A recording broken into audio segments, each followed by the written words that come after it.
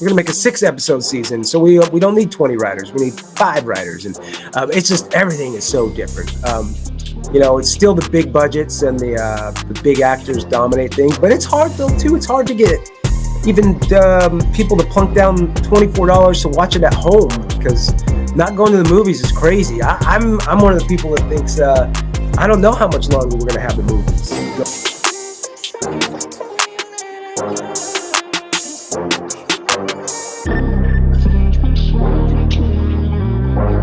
Y'all, welcome back to the CVMK Show, because it is what it is. I am your host, the host with most, Mr. CVMK 33 himself. You know why? Because it goes down on the best podcast on the planet, on the best podcast hosts.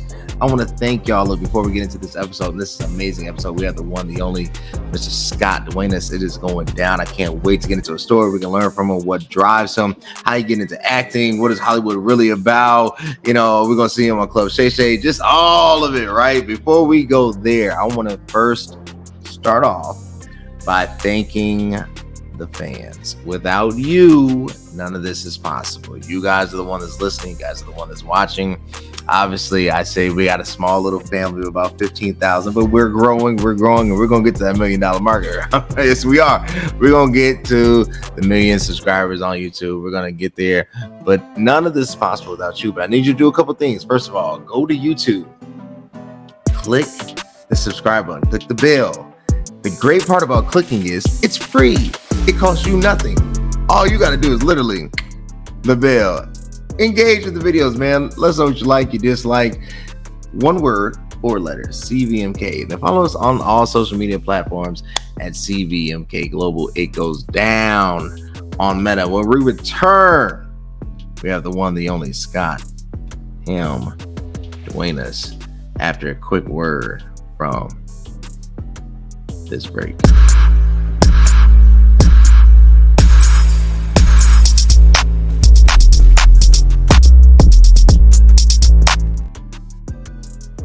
Scott, how you doing today, man? Hey, Cody, I'm doing real well, man. Thank you. I like that intro, man. I'm clicking on for sure, and the only thing you got to promise me is when you hit that 1 million, because I know you will, you got to have me back. Oh, I got you. As soon as we get on, we can talk conversation. I got you, man. Trust me. But I can't wait. I got to get out these student loans first, and then I'll take care of everybody else. Well, look, it is an absolute honor, man, to have you on.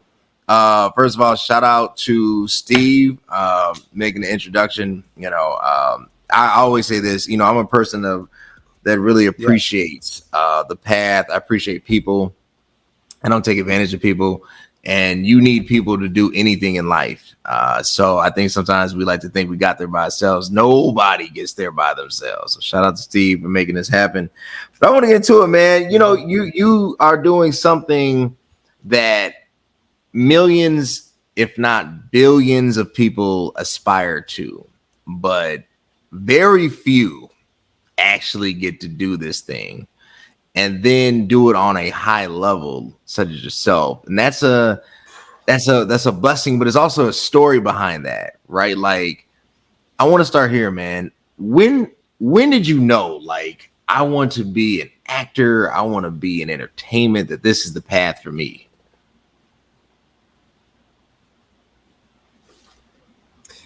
Yeah, man. Well, thank you for that. And that's shout out to Steven, man, for making the introduction. He's a good man. I'm just getting to know him, and he's a good guy. So thank you. And again, thanks for having me. And yeah, this is one of those crazy businesses that everybody wants a spot on the roster, and there's just so few, spots available. There's only so many parts, but just like anything, I think if you just stay with it and work hard, you can make your way. But for me, when I knew I wanted to do this, I always lived by when I was younger. I said, no matter what I end up doing with my life, I got to do it. I don't want to be a guy that wakes up and hates going to work every day, or hates the career choice he made and just like wake up just mad. The alarm goes off. I'm like, I don't want to go to work today. I just said, whatever I do, I'm not doing that.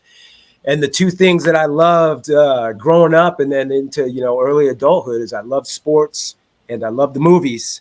I said, I got to get a job in one of these. And, when the Chicago Cubs didn't ask me to come play shortstop or or be a pitcher in the rotation, I said, okay, well, let's try the entertainment business, because I love movies, I love entertaining, I love television, and I got to make my way into this business. And that's just kind of how it started. I just said, I just want to do something with my life that I love, and I love this business.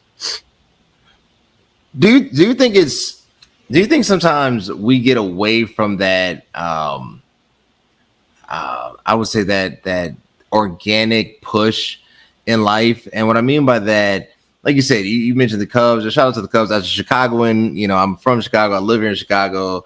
Went to Loyola. I love the Cubs. But to say, look, hey, maybe baseball. Oh, nice.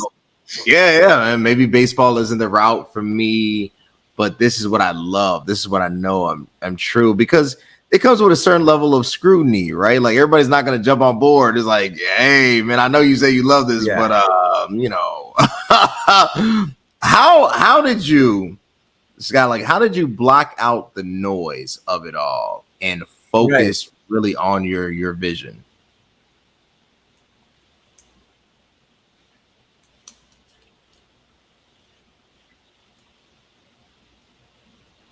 Yeah, it's and I'll tell you that, I don't know if it's not over. You say blocked out the noise like it's past tense. There's always noise. There's still noise at this level. Now it's just different. Now they just, the haters and the naysayers say it, after a job, like, oh man, that movie was terrible, or that acting job was terrible. It's just one of those professions. You got to learn to live with it. And if it's what you really want to do, you just have to be able to separate yourself from the negativity. I know there's sometimes, you might have to face the reality. Maybe the business isn't for you, but I don't know. I feel like if you really believe in yourself and believe in what you're doing, that it's the right fit for you, and you're happy in the process and in the journey and where you're at, then you got to stick with it no matter what the naysayers. For me too, I had a very small support system, but I had a really good support system. And by support system, for the main part, I mean my mom. She was always 100%, never ever was like, when are you going to get a real job? When times were tougher, like, maybe you should think about something else, or, you're pretty smart. Why don't you get your real estate license, or, do something? She was always on board from the beginning. So I think having her, even when I had my own doubts, and then getting to talk to her, there was never even like a hint of, oh, well, honey, I don't know, let's do something different. She was always like, no, yeah, you keep doing it. You keep doing it. It's just a matter of time. You're a lottery ticket. One of these days you're gonna scratch off a winner here, and you're golden. You'll be good to go. So she's been the best. So I think having that support system and really just staying focused on what you can control, which is your own journey. I can't control what the naysayers say, or what people that hate, or people that don't want to accept that you get to do something that a lot of people love to do. You just kind of just block that out and say thank you for your thoughts and move on and just keep grinding. No, I like it. And I think you bring up a serious, valid point. First, having a tribe, having a small circle that really not just loves you in the emotional sense, but actually loves the you that you're becoming, right? The journey that you're on, and pushing you toward that market. I myself, I have, my mother, my grandmother, I would say it was my biggest push between my mom and my wife. They do a really good job, but I think that's important because, the journey isn't always clear, even when the vision is. Like, I know how to get to Atlanta, but sometimes there's traffic, sometimes bridges collapse, sometimes, all these things happen, and it's like, oh, I still got to get to Atlanta, but the path might look a little different in actually trying to travel there. In this process, right? I mean, you have, I was looking at your film credits, from Final Wager to The Bold and the Beautiful, the TV series, to Rebroken. I mean, you've put together a resume that stands tall and can stand on its own. What was that first moment when you felt like, I told you so, like that I made it mama moment? Right. at first we have that very much in common. The three people that you named have been my big, like it was my mom and my grandma for me growing up, for sure. It was those. I had my mom and my grandma, and then now my wife has joined the circle. Well, it sounds like we have some strong, incredible women in our lives. And they've always been the push and the support for me. So we got that very much in common. I like the fact that you said these journeys are so different or seems so easy. Like you said, I know how to get there, but it's getting there. All the problems that can happen, or all the twists and turns, or the closed roads and the open roads and the shortcuts are God, it's crazy. Because in anything, you know, when you set out and you're young, you're starting, whether it was acting or playing baseball or whatever, it's like, well, I'm going to graduate high school, and then I'm going to go to college for 4 years, and then I'm going to jump, you know, then I'll play college baseball for 4 years, and then I'll get drafted, and then I'll be on a team, and then I'll play in the minors, and then I'll be in the majors. And, you know, it obviously doesn't always work just A to B like that. And the same thing in acting. You just like, I'll get an agent, I'll get a part, then all of a sudden I'll get starring roles, and then I'll be on, you know, David Letterman, and then it'll all be set. It's crazy. The path is way different than you can conceive. And yeah, the first time that I got something where I was like, okay, I feel like I'm really a part of this business, or I feel like, you know, I still don't know if I have a look, I've made it business. I feel like I'm still, you know, I work, I get to just do this for a living. I make my living doing this. I don't have to pull a paycheck somewhere else, and I'm a part of the community, and I've been in this, you know, SAG for a long time. So I definitely feel like I'm a cog in the wheel, but I don't know still if I have that moment where, like, I told you, look at me, I made it. But I would say the first, and I don't know if I ever will. I don't know if I have that kind of gene like that, but the first time that I really looked around and said, okay, we're part of this community now, is I got a guest starring role on this old CBS TV show called Walker, Texas Ranger that starred Chuck Norris. Yeah, I remember. And yeah, and that was it was a big part, and I got the call, and I got hired, and I was like, oh wow, that's a big part. And then they fly you to Dallas. All the little bells and whistles that you don't normally get on every job just came with this job, and it was a new job for me. It's like, they're flying you to Dallas. You're staying there for 2 weeks. All your scenes pretty much are with Chuck Norris, and the bad guy on it at the time is this old actor named Sam Jones, who was the original Flash Gordon. And then he's the bad guy. And I was like, holy cow, you know, and I had this trailer with my name on it, all the nonsense. And like I said, the bells and whistles. But I was like, okay, like, look at me, I'm here. And then, you know, it was a nice paycheck, and it got me into the unions, and then it got me a bigger agent. And then I was just like, all right, here we go. You know, and then you expect it to be like every job to be like that from here on out, which is not the case. But that was really the first moment where I sat and looked at myself in the mirror or something like that, and said, hey, we're here, we made it, we're part of this business, and we're doing it, we're going, we're off and running now, and just keep yourself going. And all these years later, I'm still managing to carve out a place for myself, and that's all I'm really trying to do is, you know, I mean, I obviously have big goals, but sure, you know, I can't hit those goals unless I find a way to just keep myself in this business and keep going and keep trying, keep working. I like it. Look, I really want to get into this, and I know we got to cut to a break because we got to, you know, turn it over to our sponsors. But when we return, you know, I want to focus on what does carving a niche look like, and kind of how technology and disruption and everything is affecting, because really now technology is culture and culture is technology. Like, they're kind of side to side. So when we get back, we have Scott Hamm on here, and we're going to get into really what Hollywood is really like after word from our sponsor. There's a hero in all of us waiting to be unleashed. All it takes is just that one last push. Activate the hero within with CVMK Global Supplements. All natural, steroid-free, designed to enhance performance, build muscle, and increase energy. You are unstoppable. You can do this. Become your own hero at www.cvmkglobal.store.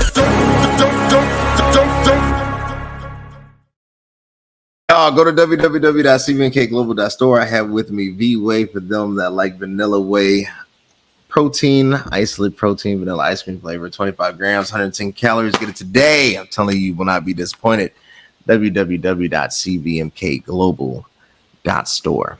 All right, so carving out a niche is easier said than done. First of all, you are an ever evolving person, and then you have to battle the ins and outs of your niche, right? The technological advancements and some of the downsides to it, because everything isn't just roses, right? Obviously I own this, but I own a supplement company, hence that.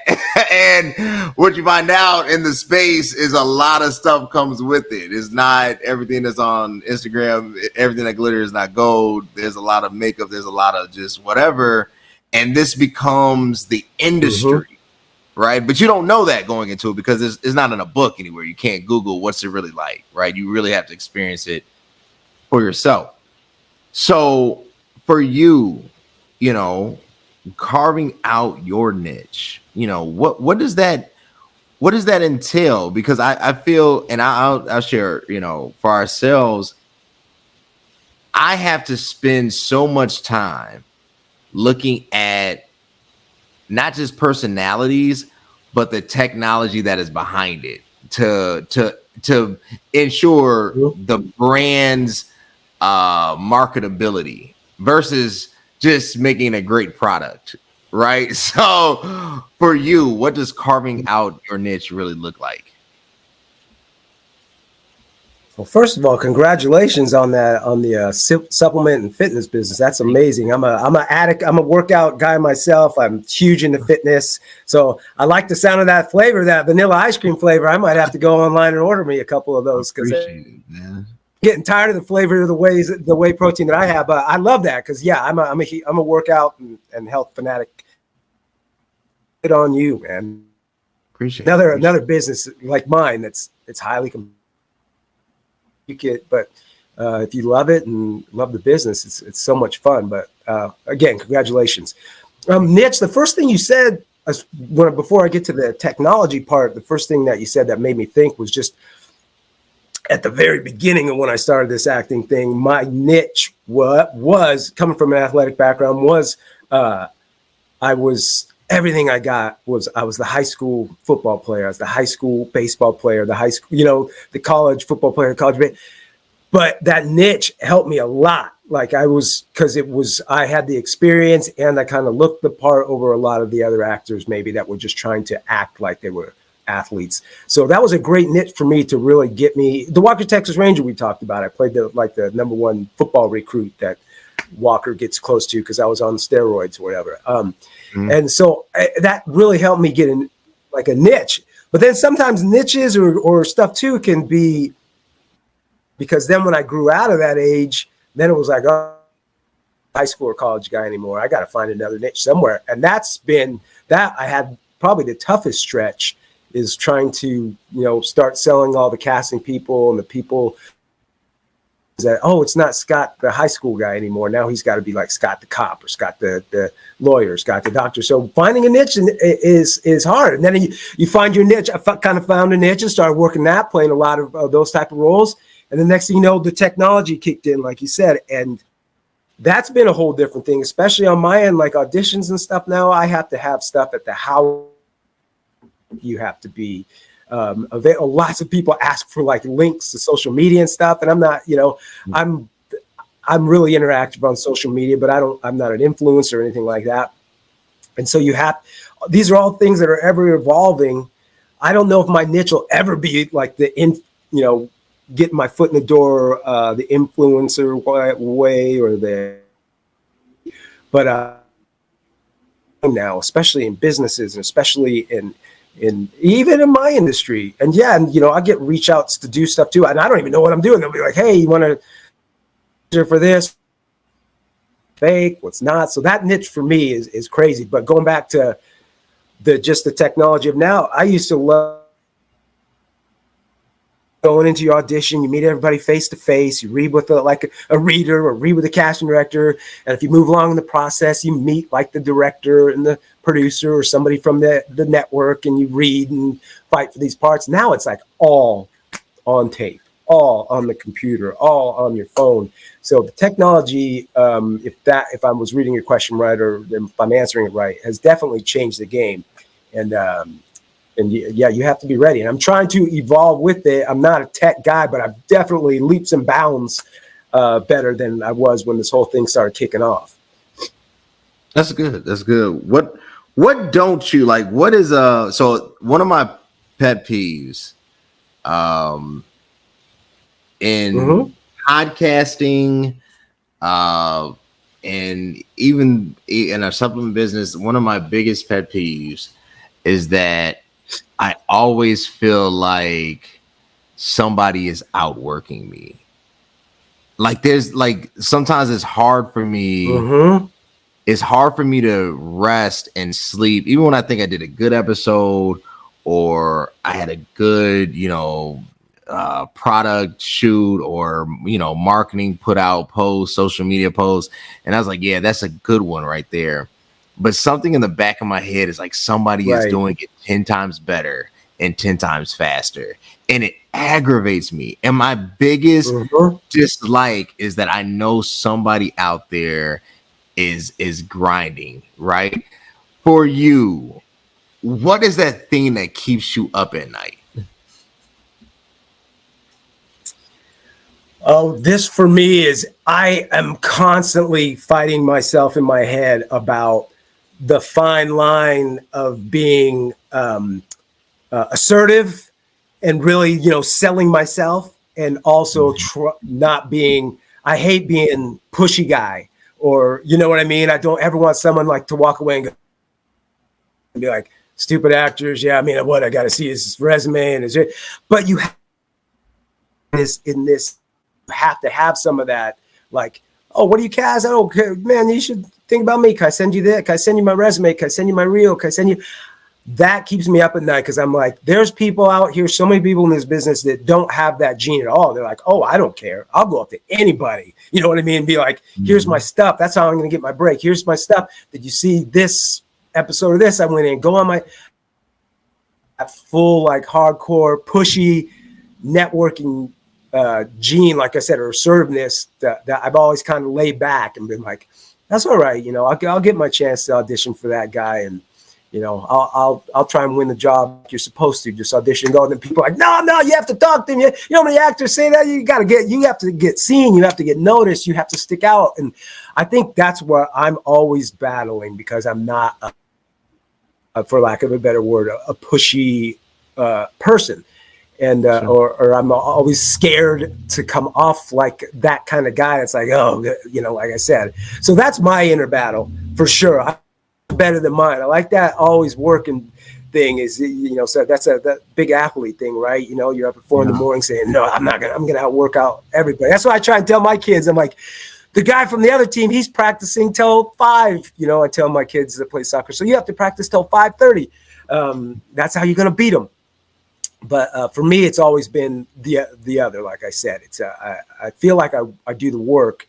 It's just in a business where you have to have that self-promotion gene. I think I wish mine was stronger, or I don't know the line. I don't know the line, how far to push without burning a bridge. You know what I mean? If I do get a number or an email from someone, now you got me thinking about one of my faults here. I'm going on about it. But if I do have a nice connection. Yeah, or a nice email, or someone says, I'm always scared, like, is now the time I reach out? Because I don't want to abuse this. I don't want him to email this person and Sony and then have him go, oh, great, I should have never given him my email and, block me. Or when's the right time? When do I save this bullet, or do I just spend this bullet right away? I'm always battling that. No, that makes sense. What about, so I was listening to an interview.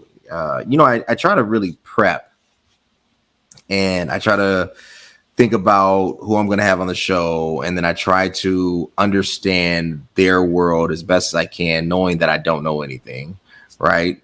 But I try to do some type of due diligence.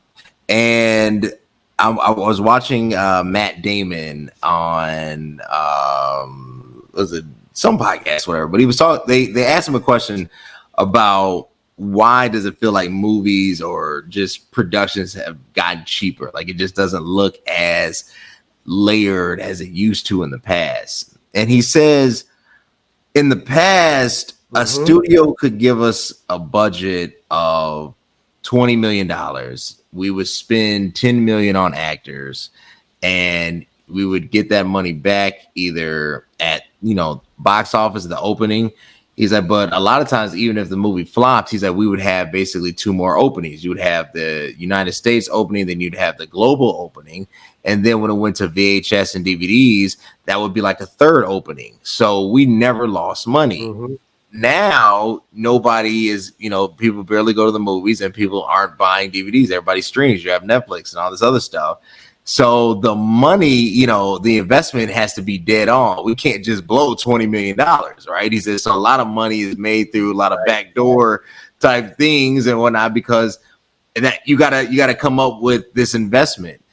For you, as you've seen the industry change, do you think, honestly, that thinking is influencing stuff from being made versus stuff from not being made? Oh yeah, it's massively changed in such a short period of time. Yes, everything is streaming now, and everything is revenue sharing on streams and stuff like that.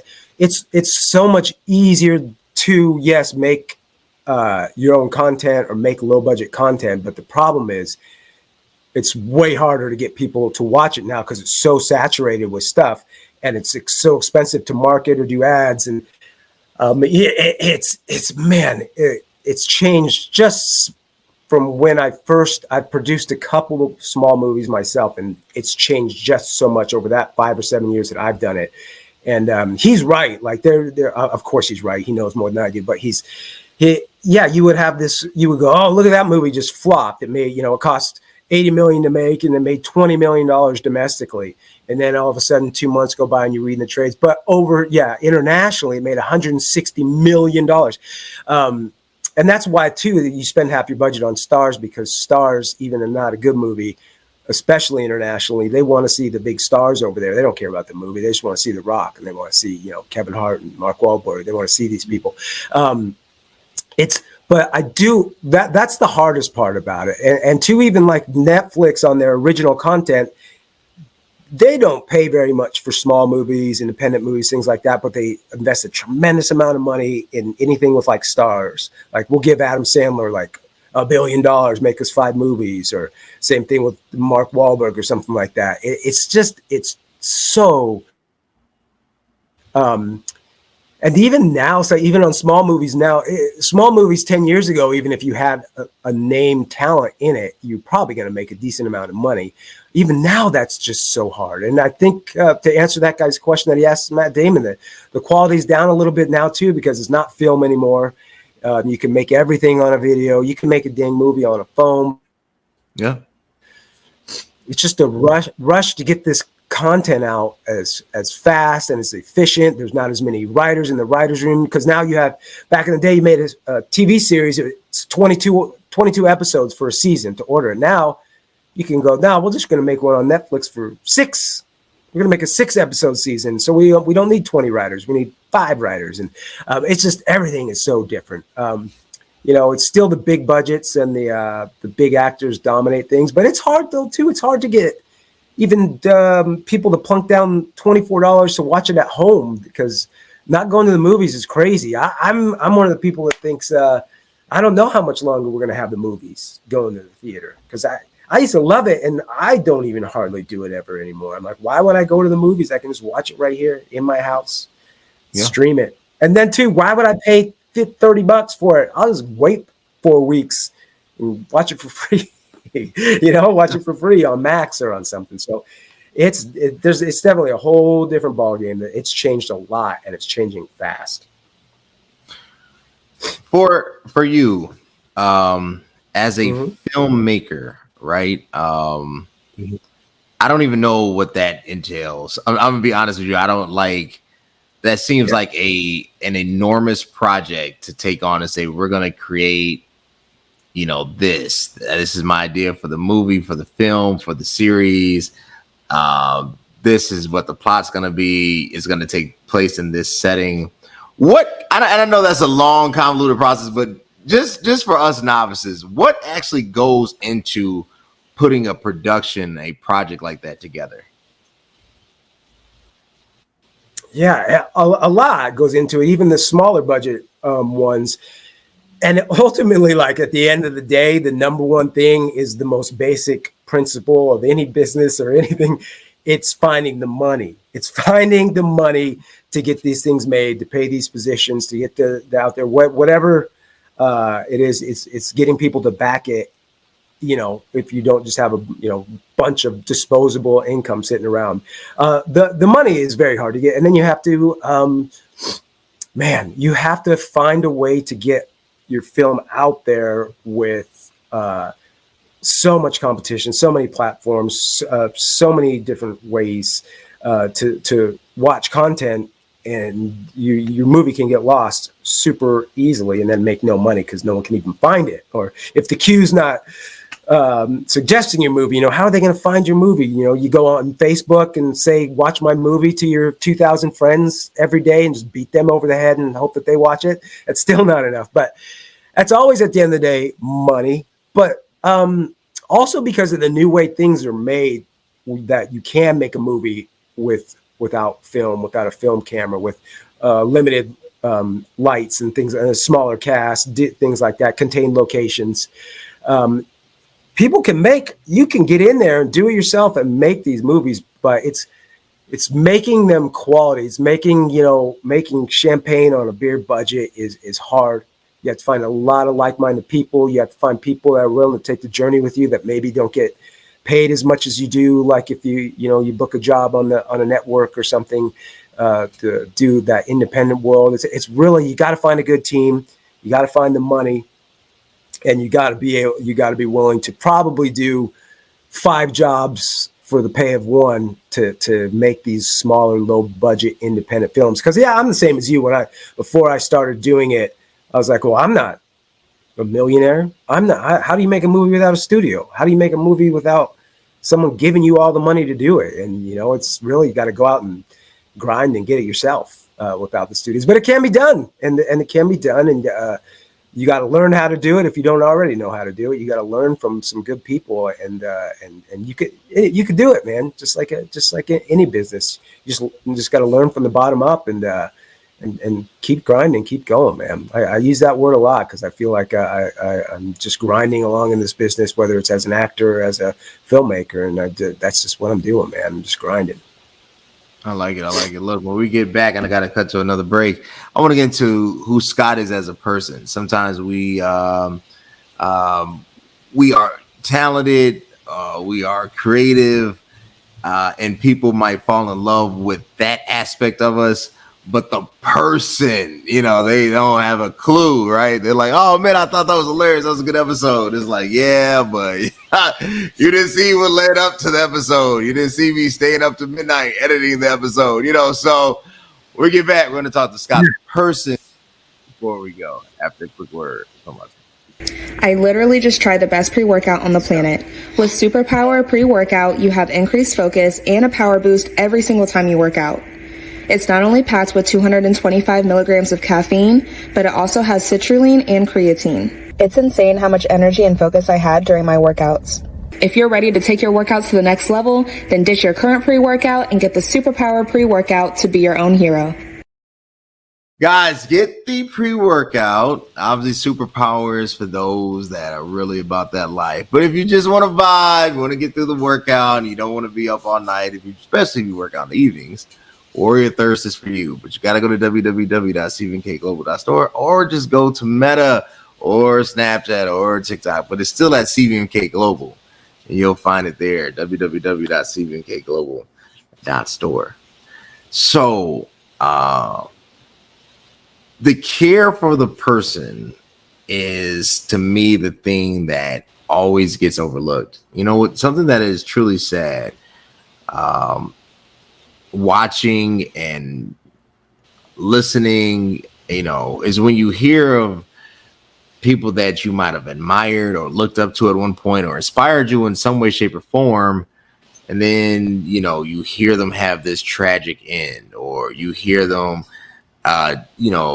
go down this pathway that leads to, you know, just destruction and incarceration. And it's like, you always wonder, you know, when that person was up on the mountaintop, who was that person's friends? Like, who was in their corner saying, hey, that might be too much, or hey, don't do that? Like, who was that voice of reason that was trying to help them?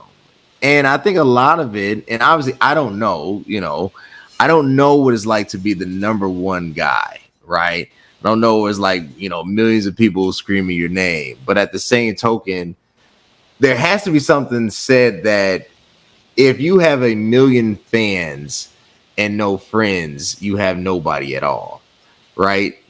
So, Scott, man, who, I know you mentioned your inner circle, you mentioned your mother, you mentioned your wife.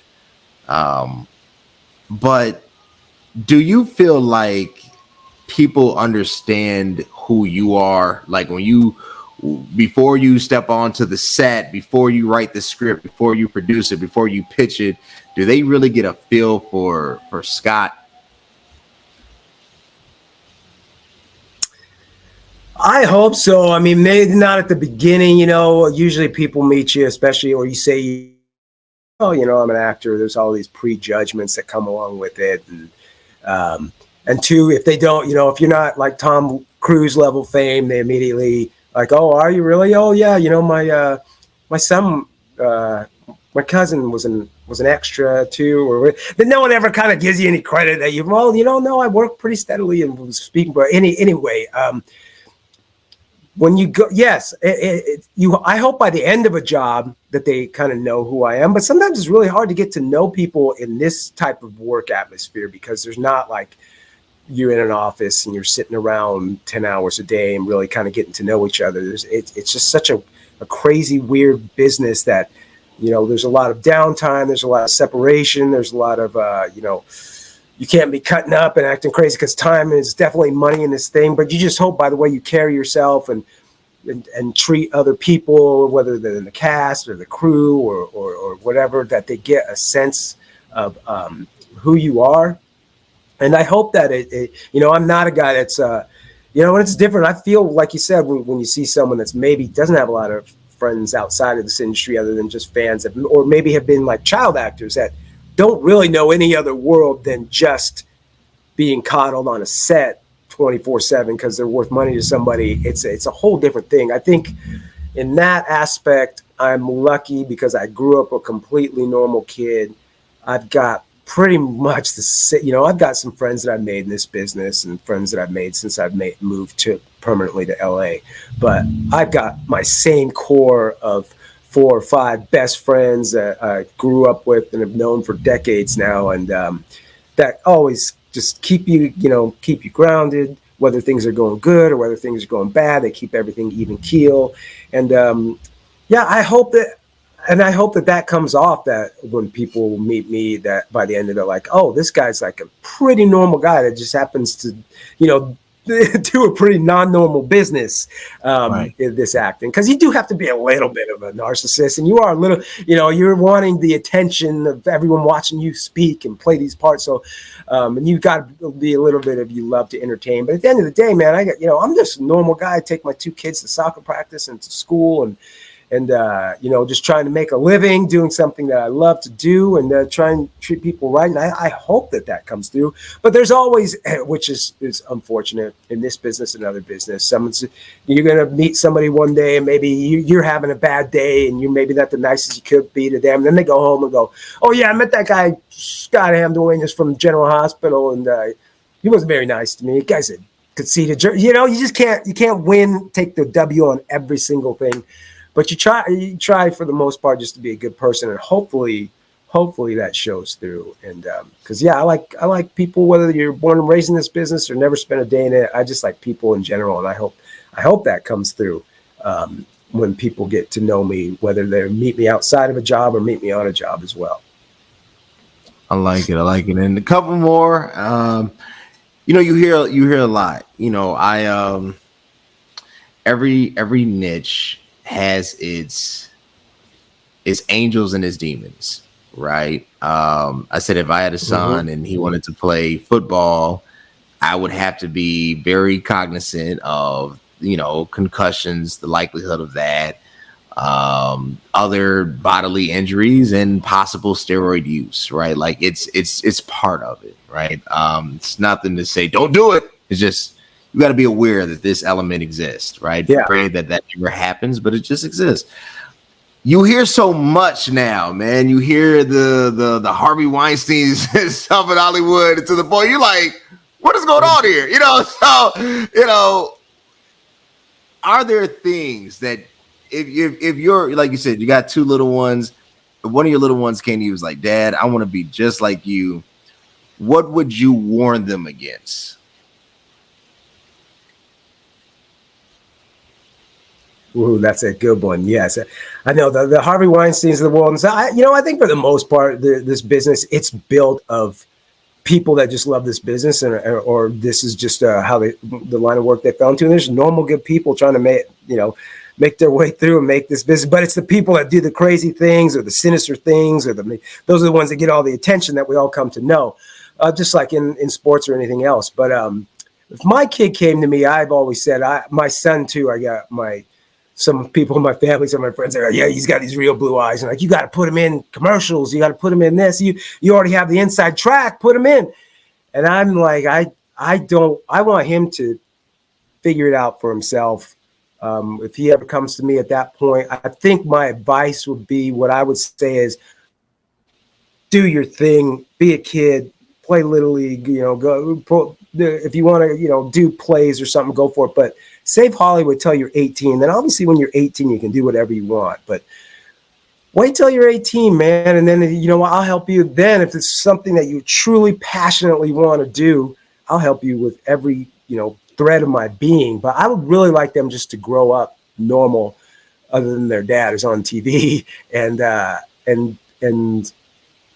then make a decision for themselves. If I felt one of them was really, really passionate about wanting to do it before they were 18, of course, I'm dad. I'll probably break and help them out. But they're lucky in that way. I kind of already know the traps and what's legit and what's not legit. So they got a little bit of a leg up than someone that, I've had some friends call me and want with their kid, like, hey, some scout came up to me in Target and gave me a card and said, my kid, I'm going to put your kid in movies. And I'm just like, man, your kid's probably amazing. I already know how cute she is, or this or that, but that's just not how this business works. And you got to be like, watch out for these scams and these predators and this craziness. It just doesn't work like that. If they, I'll help you start how you're really supposed to start. If you, give me a call, I'll try and help as much as I can. But I would love them to have a normal childhood, to answer your question. And then when they got a little bit older, if they felt like this is what they really, really wanted to do, then go for it, man. Whatever it is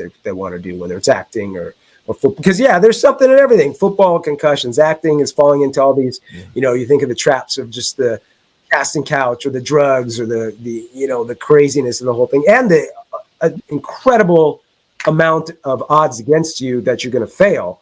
Right. It's such a small percentage of people it is like, I use this, it is like being a professional athlete. It's just, there's a very small percentage of people that make it, that work consistently, just like a very small percentage of people that make it as professionals.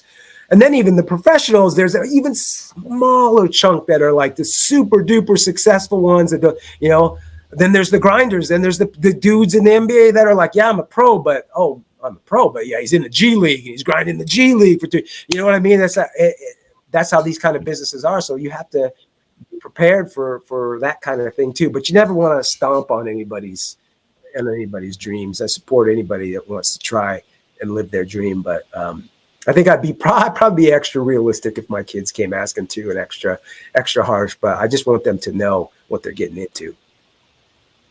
I like it. All right, man. My last question. I appreciate you.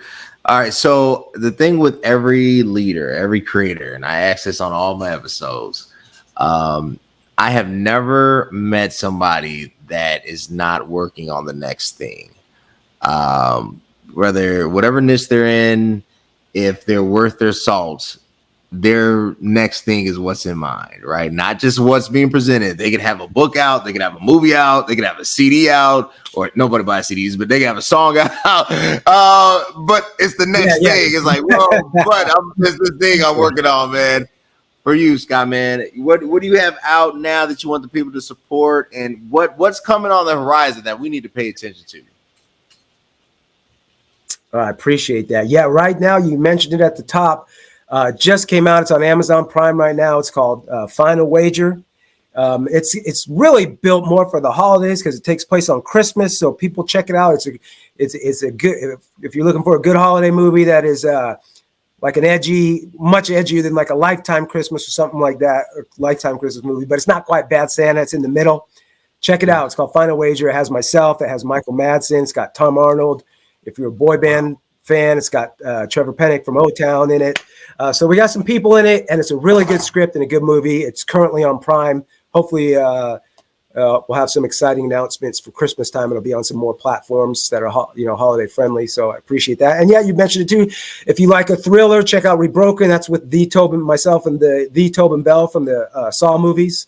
Jigsaw himself. That's more of a methodical thriller type of thing. And Final Wager, a Christmas movie, because it's a compulsive gambler that finds out he can't lose a bet on Christmas. That's the premise. So please check that out. It's a good script. And then we have I have one that I produced and play a supporting part in that's currently we're working on as we speak. It's in post-production. We're trying to get it out either the end of this year, probably wait till after the holidays, and it'd be the beginning of 2025. And we're really excited about it. It's called Cat Crime, Tales of the Occult. And you'll like this. It's about podcasters. It's three female podcasters that they're true crime podcasters, and they get caught up in their own story. They got one last gasp trying to get their YouTube channel, and just like you said at the beginning, everything going and get their followers, and they get caught up in their own story, and it leads into all kinds of craziness. I play the iffy town sheriff in it, but it's good, and we got some exciting young female talent as the leads that we're really excited about. And from there too, my little production company, Toni Nicole Productions, we're 5 films deep. We're trying to make 1 film a year, and then we're also looking at hopefully doing a scripted series, a short series like a 6-episode or an 8-episode type of thing. We got some ideas. We got a little bit of interest, and like you said, we're just working. We're just working, and hopefully next time I talk to you, then we'll have some more exciting announcements. But check out those movies. Check out Rebroken. Check out Final Wager. There's another one I did called The Stay, more of a horror type movie. Check any of those out. They're all over the streaming services. And look for Cat Crime, Tales of the Occult. That's the one that we're working on right now that we're really excited about. That's dope, man. Yeah, I'm like, man, Cat Crime sound like something I should be in. Hey, I like it, y'all. Congrats on the man. You should have met before. I'm not an actor, but I can read a little bit. I can read a little bit. So I do what I can, man. Check out, guys. Shout out to Scott, man. Thank you so much. Doing basically a film a year, 5 films deep in his own production studio. Y'all, Amazon Prime, Final Wager, go watch it again. And then this is what you do. You go on social media and you say this movie is fire, it's dope. And then you start tagging everybody. That's how you blow it up. I love Amazon Prime. I watch it all the time. So I got to tell my wife, check out Final Wager, Rebroken, check out the TV series. It's going down. Check out the movie it's been in. And if you want to keep seeing leaders like we have on a day, you know what you got to do. You got to subscribe to the YouTube page, CVMK. Listen to it on Spotify and everywhere where podcasts are. If we start naming them, it'll be too much. But I also, guys, I want you to check out the supplements. We have some great stuff coming up. We got an episode dropping with the one, the only Brittany Inez Rand, superstar herself. But I need y'all to subscribe. Go to the YouTube page, CVMK, like, share, subscribe. Instagram, CVMK_global. Actually, just CVMK Global now. That's right. And your agent starts telling you, hey, you need to rebrand. So I've been kind of going through this rebrand. So www.cvmkglobal.store. And I appreciate you guys. And until next time, thanks. If you think exercise alone got me looking like this, well, think again. CVMK Global Super Thick got me right. I'm obsessed, and yeah, I won't stop talking about it because it helped me grow in all the right places. Its creatine provides a fast and reliable way to increase your power, size, and shape, and it's scientifically proven to help you reach your physical goals in a safe, controlled manner. So if you want to increase muscle size, pump, and thickness in your muscle groups, you need Super Thick.